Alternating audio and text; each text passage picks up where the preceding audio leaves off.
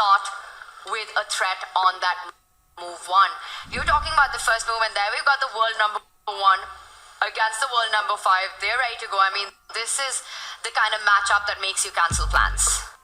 I think you'd have a very solid excuse to do. Tiny weakness in his game is when he gets attacked very hard, very fast at the beginning of the game. We saw that yesterday. He rode his luck on the way to the semi-finals, so he just wants to block any threats. Just to mention that threat yet again, the white bishop was hitting an undefended pawn in the corner.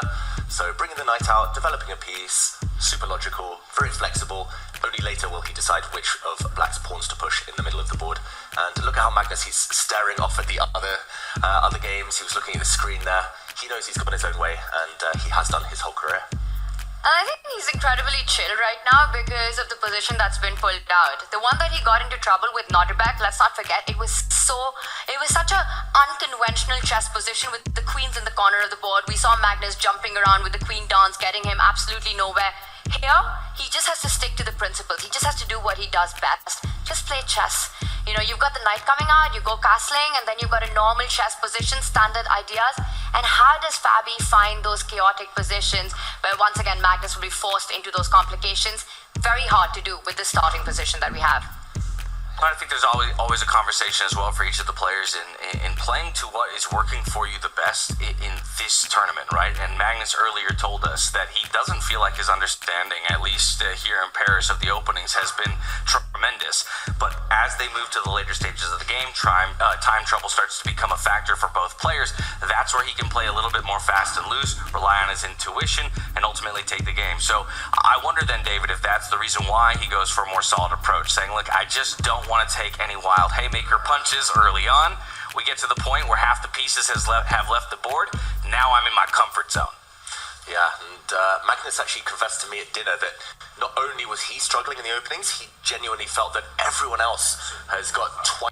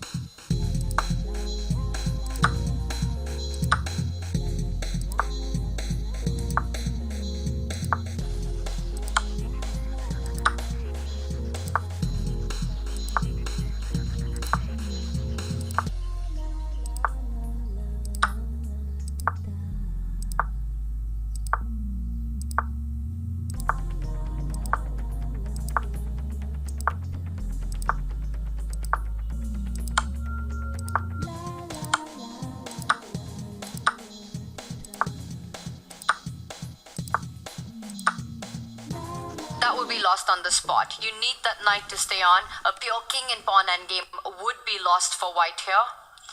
Yeah, it would be a draw actually if there were only one black pawn, but with two black pawns, you can't afford. Can you just play that out for me? Because as